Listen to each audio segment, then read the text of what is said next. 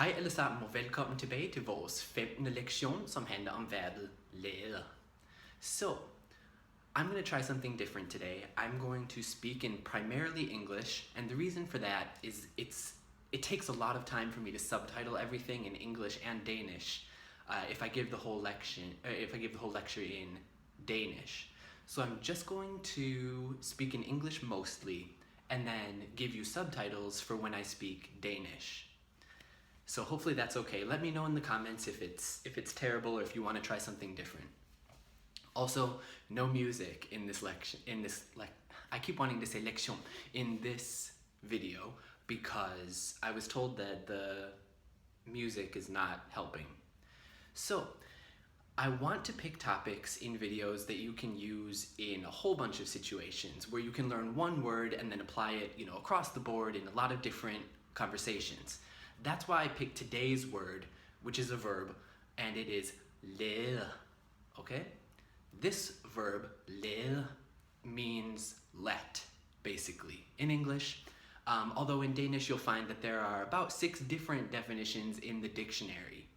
And I'm going to highlight 2 of the definitions, and then I'm also going to give you a couple of idiomatic expressions that are actually pretty flexible and that you can manipulate and add different words to them to give some different connotations in conversations, but it'll make you sound a little bit more fluent than you were yesterday. So we'll start with those.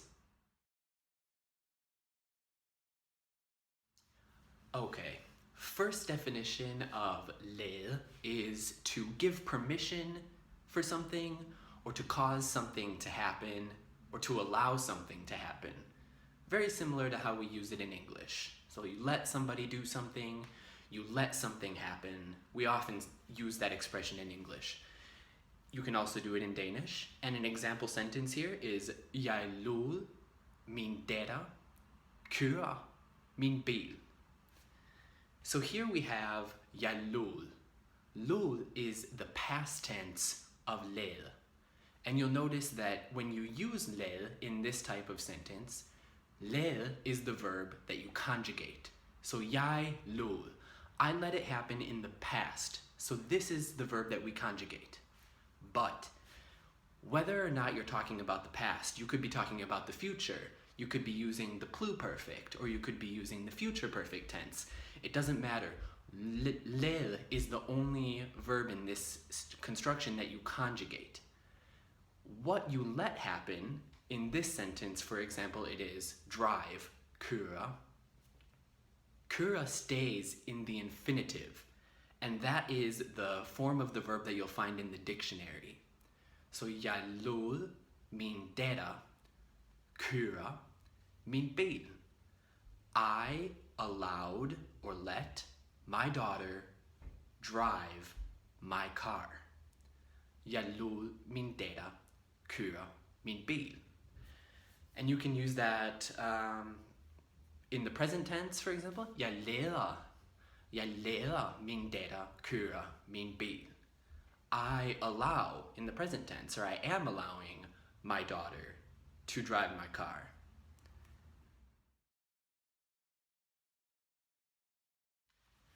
Second definition of lære, and this applies when lære is in the imperative form. The imperative meaning the command form. You remove the E and it just becomes lære, just L-A-D. And sometimes when Danish people are speaking, actually most of the time when Danish people are speaking, it sounds like they drop the D completely and it's just lære. So this is used for a volitional mood, and that's kind of a funny word if you're not super into grammar. And what a volitional expression is saying, let's do something. We use this all the time, I think, in every language. Let's go out, let's go for a drive, something like that. So in this situation, you use the imperative form, lære, and you say, lære os, let us, or let's. So an example of this would be, lad os spise ude i aften. Lad os spise ude i aften. Let's eat out tonight. Let's go to a restaurant and eat. And you'll notice that ude has an E at the end, and hopefully you remember why there's that E at the end. Usually we see, or actually a lot of the times we see ud, just UD, but in this case we have UDE. That's because when we are eating out at a restaurant, we are stationary. It's happening at a place and happening at one place. So we have the E at the end of ud because we're not moving. If we have UD with no E, it implies some sort of motion is taking place. So let us spise ud I aften. Let us eat out tonight. You'll see again, even when we have in the imperative form, let us spise ud I aften, we have spise, the verb that we're causing to happen or allowing to happen or suggesting to happen. This is still in the infinitive. That's the form of the verb that you'll find in the dictionary. So same thing here. We conjugate le, and then the verb that is being allowed to happen or caused to happen is in the infinitive. Now let's move on to our first idiom, which is lade som om, which means to pretend that something is the case. So we can use really any verb that we like here, but I have a couple of examples for you. The first one is drengen lader som om han syg, når han ikke vil stå op om morgenen. Drengen lader som om han syg, når han ikke vil stå op om morgenen. And this is the boy pretends that he is sick. Drengen lader som om han syg. Drengen lader som om.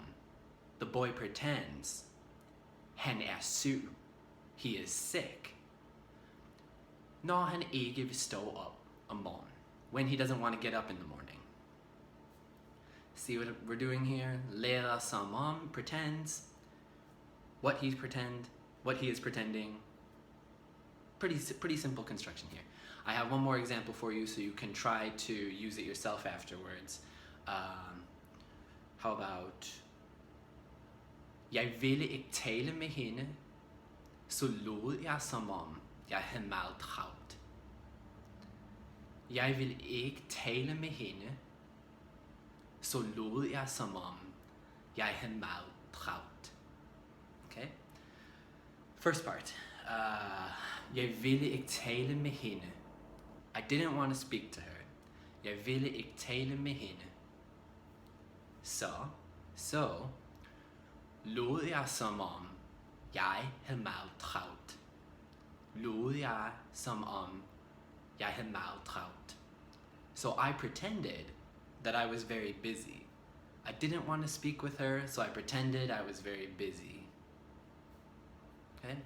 And lod jeg is in the second clause of the sentence, so that's why lod comes before jeg in this case. Second idiom is lade sig gøre, okay? And this means to be possible, and it's usually preceded by the verb kunne, to be able to. And I'll give you an example to show you how that works. Maybe the most common example is kan det lade sig gøre? Kan det lade sig gøre? This is it possible? Or can that really be? And you can use that quite often. Kan det lade sig gøre? Is that possible? And you can also, in addition to using it in just that short phrase, you can use it in a longer sentence as well. For example here, hvordan kunne det lade sig gøre, at han rejste tilbage i tiden? Hvordan kunne det lade sig gøre, at han rejste tilbage i tiden? How is it possible? Hvordan kunne det lade sig gøre? Or how was it possible? Kunne being in the past tense here. Hvordan kunne det lade sig gøre, at han rejste tilbage i tiden? How could it be possible that he traveled back in time? Hvordan kunne det lade sig gøre, at han rejste tilbage i tiden? Third idiom is lede til. And in this case, lede til means to seem like. An example of this is det lader til, at loven ikke bliver vedtaget. Det lader til, at loven ikke bliver vedtaget. So the first part, det lader til, it seems like. At, this translates to that in English, but it's introducing the second part of the sentence in this case. Det lader til at, that, loven, the law, ikke bliver vedtaget, will not be passed, enacted, adopted. Vedtage is kind of a legislative term that you'll see in the news, but if you can use it fluently in Danish, if you can use it proficiently in Danish, it'll sound very, very good. So yeah, it seems like this law will not be enacted. It seems like this law will not be accepted by whatever legislative body is discussing it. If there's any confusion about bliver vedtaget, we use the verb bli, or blive, plus the past participle, and that creates the passive voice in Danish. So, to be enacted, to be adopted, blive vedtaget, or bliver in the present tense. So you can use that to create the passive voice. The final example that I have for you is an idiom that you can use when somebody is bothering you, and you use the imperative form of lede, and the example itself is lad være, or lad nu være, and this means just stop it. When you look at it literally, lad, command form let, være, to be. So you're just saying let it be, or basically just leave me alone, or let it go, something like that. Just stop it, essentially. So lad nu være, you can use that if somebody's bothering you. And yeah, it's a pretty useful example, lad være. So, hopefully this gave you some new insights about the verb lede in Danish, and I hope that you can use them in some sentences and conversations in your daily life. Please let me know, as always, if you have any suggestions for things that we can cover, and I look forward to speaking to you again. Hej hej!